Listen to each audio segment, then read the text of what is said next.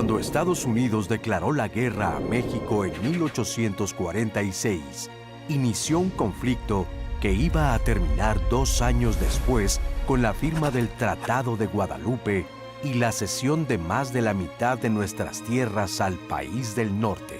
Si bien los mexicanos lograron resistir de manera notable algunos enfrentamientos, los estadounidenses cosecharon una y otra victoria frente a un ejército que no estaba en su mejor condición ni en su mejor momento.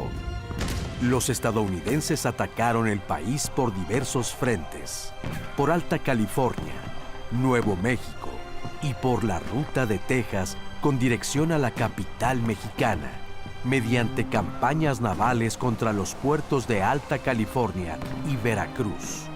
Querían llegar a la Ciudad de México para consumar su triunfo.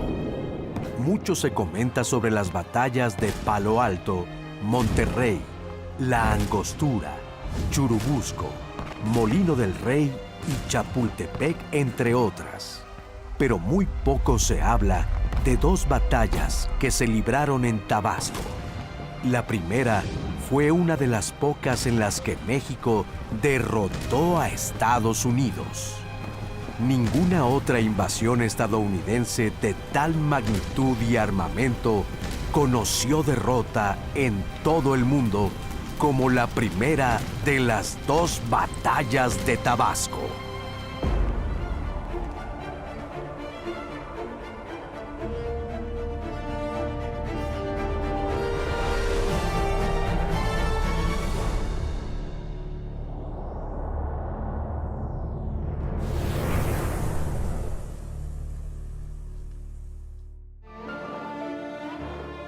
En el momento en que nuestro país se convirtió en un estado soberano a principios del siglo XIX, su relación con Estados Unidos adquirió gran importancia.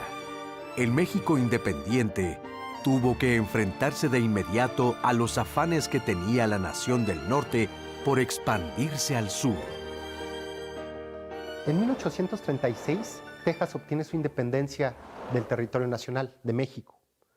Y para 1845 es anexado a los Estados Unidos de América.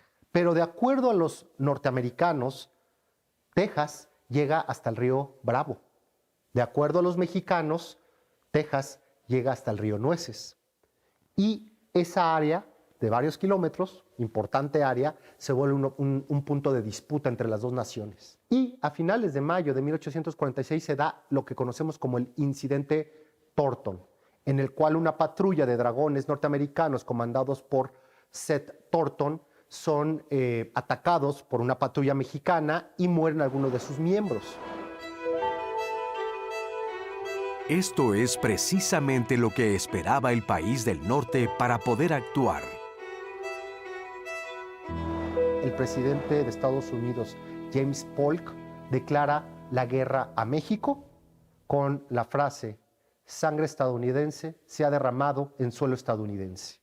Pero reiteramos que este territorio pues estaba en disputa entre Estados Unidos y México. Diferentes columnas del ejército norteamericano empiezan a avanzar para invadir México. Una de esas columnas, la más poderosa, baja por Monterrey, Nuevo León. Se dan varias batallas, como la de Resaca, la de Palo Alto.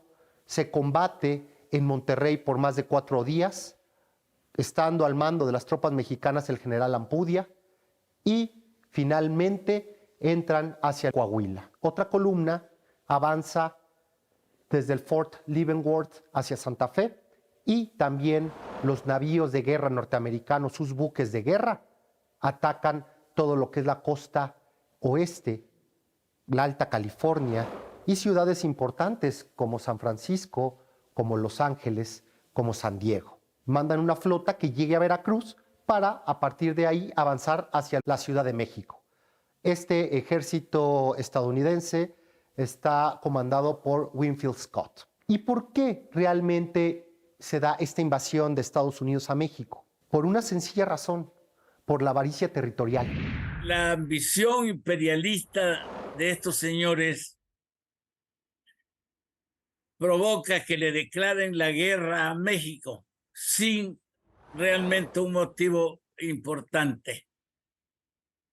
Invaden el territorio mexicano desde el norte, de norte a sur, ¿verdad? Entran a Nuevo León, a Coahuila y llegan a las costas del Golfo de México, atacan algunos puntos de Veracruz y de allí, en octubre de 1846, llegan a Tabasco. Una de las principales estrategias del gobierno norteamericano fue bloquear los principales puertos del Golfo de México. Bloquearon el puerto de Tampico, el de Veracruz y también 7 navíos norteamericanos, buques de guerra, llegan hacia lo que es Frontera. Frontera, Villa de Frontera, ubicada en lo que actualmente es el estado de Tabasco. Ahí donde está el río Grijalva. El comodoro Matthew Perry toma la Villa de Frontera el 23 de octubre de 1846. Llegan al puerto de Frontera y desde el río Grijalva van a ingresar o pretender ingresar al territorio tabasqueño. Aquí vale la pena mencionar que una de las características más importantes de ese estado es la abundancia de vegetación, la cantidad de agua que posee el estado. El feraz territorio que constituye Tabasco significó algo muy importante en la estrategia que va a asumir el comandante Juan Bautista Traconis. El gobernador Juan Bautista Traconis convoca al pueblo de Villahermosa, de la capital, para la defensa de nuestro territorio. Responde el pueblo extraordinariamente y llegan a juntarse 900 combatientes para repeler la agresión de esta gente. También muchos civiles, muchos tabasqueños que se suman a la defensa de la ciudad, de la capital del estado de Tabasco. El 25 de octubre de 1846, a las 2 de la tarde, inicia el ataque. El comodoro Matthew Perry, con alrededor de 700 hombres y al menos 4 navíos, remonta el río Grijalva después de haber tomado la villa de Frontera el 23 de octubre y empieza un bombardeo inclemente sobre la ciudad, sobre la villa de San Juan Bautista, actualmente Villahermosa. Los tabasqueños apenas tenían unos 2, 3, 4 cañones para repeler la agresión, pero muy buenos tiradores. Los tabasqueños siempre han sido muy buenos tiradores, acostumbrados a la caza aquí en el territorio tabasqueño, y empezaron a derribar, a caer a muchos de los atacantes, entre ellos un hijo del comodoro Perry. Y al frente de los tabasqueños se ve al gobernador Juan Bautista Traconis, el mismo que los convocó a luchar. Este personaje va a ser alguien muy interesante porque finalmente en la estrategia pues se convierte prácticamente en el inventor de la guerra de guerrillas. Es decir, él con los escasos hombres que tiene frente a los vapores, fragatas, etcétera, estadounidenses que están pretendiendo ingresar a la capital del estado, a San Juan Bautista, es lo que hace agrupar a sus hombres en pequeñas unidades de entre 20 y 30 personas que corren de una orilla al otro del río, buscando evitar el desembarco de las tropas estadounidenses. Las fuerzas de Traconis arremeten y les impiden el desembarco constantemente en diferentes sitios. 100 soldados estadounidenses usando 3 lanchas desembarcan en la villa de San Juan Bautista. De inmediato empiezan a volar las balas alrededor de sus cabezas. Empiezan a ser abatidos gracias a los francotiradores que están ubicados en las azoteas, que están ubicados en las torres de las iglesias, que están detrás de los portales. Ese 25 de octubre de 1847. Se hicieron más de 5 asaltos a la ciudad en esa jornada. Sin embargo, los valerosos defensores mexicanos resistieron el embate, no solamente de las tropas norteamericanas, sino también del intenso cañoneo que provenía de los más de 5 buques, navíos, que estaban asolando la ciudad con sus piezas de artillería. Durante esa primera batalla se dio también un hecho peculiar. Una bala de cañón derriba la bandera. Rompe el asta bandera que estaba erigida en la iglesia de Esquipulas, que luego va a ser la catedral en el estado. Se cae la bandera y Perry cree que significa la rendición de la plaza. Eso da más ventaja a los defensores porque los otros se descuidan creyendo que se ha rendido la plaza, lo cual es falso. El mismo comandante nuestro, Traconis, les dice: yo voy a subir a la parte más alta de la catedral, que era el edificio donde estaba la bandera, y Traconis, acompañado de un señor de los combatientes, suben a la parte más alta de la catedral e instalan o reinstalan la bandera. Y allí siguen combatiendo. Finalmente, el 25 terminó el combate. El 26 nuevamente comenzó el bombardeo. Pero viendo el comodoro Matthew Perry que iba a ser imposible derrotar la férrea resistencia mexicana, decidió replegarse a la villa de frontera. Se retiraron al día siguiente de iniciar su ataque. Las razones por las cuales se retiran los atacantes, yo las resumo así. Primero, la muerte del hijo del comodoro Perry. Segundo, la respuesta de los compatriotas locales. Y hay un factor: las inclemencias del clima no las soportaron los norteamericanos. Rápidamente, los norteamericanos sufrieron la muerte de 200 soldados por diarrea, paludismo y otras enfermedades que les provocó el clima de nuestra tierra. Y de esta forma, los mexicanos obtienen una gran victoria. La primera batalla de Tabasco, entre el 25 y 26 de octubre de 1846, sobre uno de los ejércitos más poderosos de aquella época, el ejército de los Estados Unidos. Una victoria digna de ser recordada. En esa batalla destacaron, además del comandante Traconis, muchos otros valientes soldados.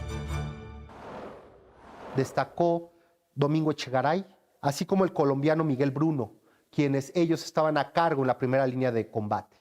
Aún así, es importante mencionar que aunque Villahermosa, ciudad de San Juan Bautista, permaneció libre de la ocupación norteamericana, muchos otros puertos del Golfo de México fueron bloqueados. Entre ellos, Coatzacoalcos, entre ellos, Tampico, entre ellos, El Carmen. ¿Qué sucede después de esta batalla del 46? Que se retiran los combatientes norteamericanos y se van al puerto de frontera que está en las costas de Tabasco, a unos 100 kilómetros de la capital. Y el comandante de las tropas tabasqueñas estaba convencido de que iban a intentarlo por segunda vez, como se dio, y no le dieron apoyo a Tabasco para defenderse de un segundo ataque, de un segundo intento de dominio. El general Traconis está inconforme con la forma de actuación de la Federación de la República Mexicana, que considera no le ha surtido de suficientes enseres, armas, todo lo necesario para repeler la invasión, incluso recursos económicos. Imaginemos esto. El gobernador está sumamente presionado porque aunque logró una victoria sobre el ejército norteamericano, las tropas estadounidenses siguen bloqueando el Grijalva y siguen ocupando Villa de Frontera. Y no hay respuesta por parte del gobierno federal. Por lo tanto, Juan Bautista Traconis, el 19 de noviembre de 1846, decide que va a separar el estado de Tabasco de la Federación Mexicana. Se sustrae de la federación, se proclama separado de la federación, que es algo muy interesante porque ahí lo que está quedando claro es que generalmente no coincidían los intereses de la federación con los intereses regionales de cada uno de los estados de la República. Yucatán ya se había separado también, y un poco el alegato es que, bueno, que el ejército invasor iba contra la capital, contra la Ciudad de México, y no contra ellos, y que por lo tanto pues no era una batalla que ellos debieran librar. Bueno, esto como finalmente lo muestra la historia, resulta un poco falso porque sí había la intención de Estados Unidos de posesionarse de toda la costa del Golfo de México que une Galveston con Yucatán. En aquellos años, la producción de algodón estadounidense llegaba por las costas a los distintos estados de México. Y como era tan difícil trasladarse a la capital del país, los habitantes de Yucatán y de Tabasco también preferían mandar sus mercancías a Estados Unidos por barco. Bueno, eso estaba entre uno de los motivos para la invasión, para el interés que tenía Estados Unidos en las costas mexicanas. El plan separatista del comandante Traconis no recibió el apoyo que esperaba, y aunque rectificó y Tabasco finalmente quedó unida a la Federación, tuvo que entregar el mando político y la comandancia debido a diferencias personales y a las acusaciones de sus enemigos. Entrega el mando y se retira de la capital. Inclusive se lo llevan prisionero a la capital del país, acusándolo de subversión, de desacato y otras razones.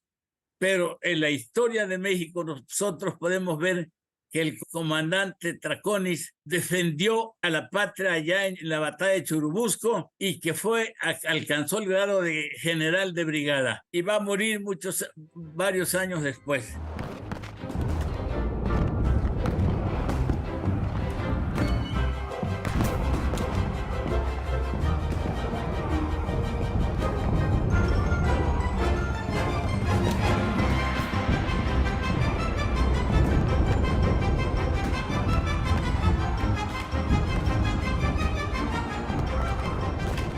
La segunda batalla de Tabasco se da casi 9 meses después de la primera, el 15 de junio de 1847. Y al frente de los estadounidenses viene nuevamente el comodoro Matthew Perry. De nuevo, Perry intenta avanzar desde frontera hacia San Juan Bautista, y esta vez lo logra. Es decir, toman la capital, San Juan Bautista, pero ahí lo que va a resultar muy interesante, y de nuevo una estrategia que el general Traconis va a poner en práctica, es el ordenamiento a los ciudadanos de abandonar la ciudad, con sus animales de crianza, con sus alimentos, etc. Entonces, casi me parece a mí como una película. La ciudad comienza a vaciarse, pero la gente se va con todo lo que tiene para evitar que los invasores puedan vivir sin demasiada dificultad. Pero cuando llegan a San Juan Bautista, hoy Villahermosa, se encuentran con que no hay recursos para poder mantener a la tropa, y esto va a hacer que de nuevo Estados Unidos o sea, la invasión estadounidense, no triunfe, ¿no? Porque tienen que retirarse, porque no hay gente cuando llegan.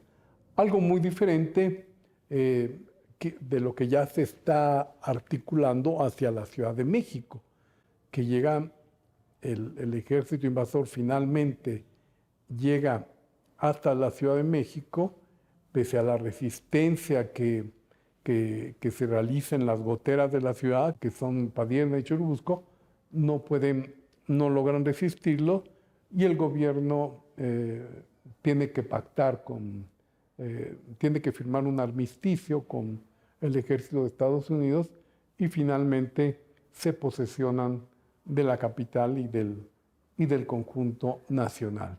No hubo quien le hiciera frente porque no había armas, municiones, cañones que pudieran realmente permitir una defensa de la ciudad como había sido en octubre del 46.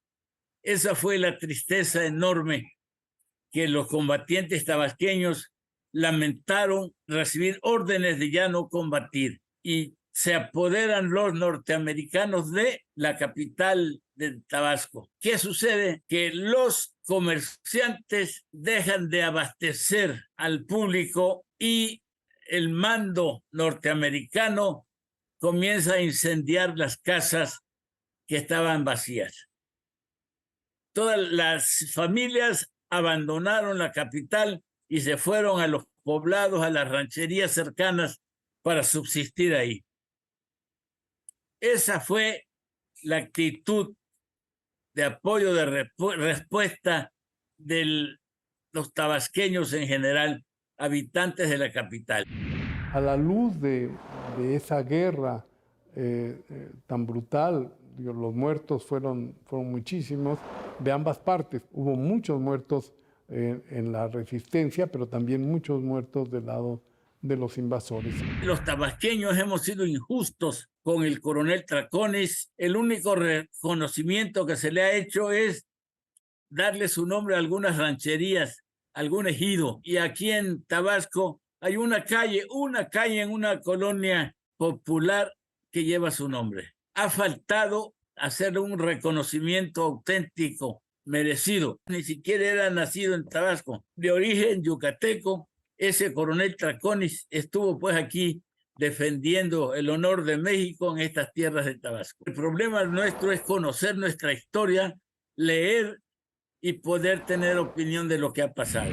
Creo que pues lo importante de esa resistencia de Tabasco va a ser la enseñanza que deja en todo el país. Es que se puede resistir a un ejército que ya comienza a ser señalado como un ejército muy poderoso. Que los tabasqueños tienen honor patrio, que por muchos problemas internos que haya habido, a la hora de defender a la patria, al Estado, ahí estuvieron.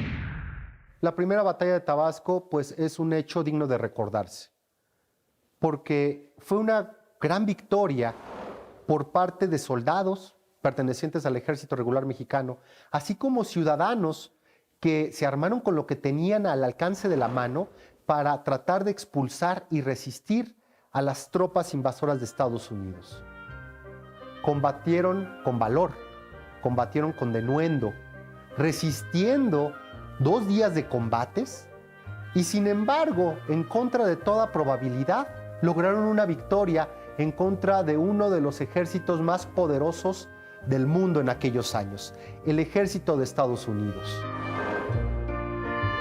Las 2 batallas de Tabasco, aunque escasamente recordadas o comentadas, son 2 momentos de nuestra historia que merecen ser recapitulados y estudiados, pues motivaron que los tabasqueños y sus aliados dieran ejemplo de valentía, resistencia y capacidad de triunfo.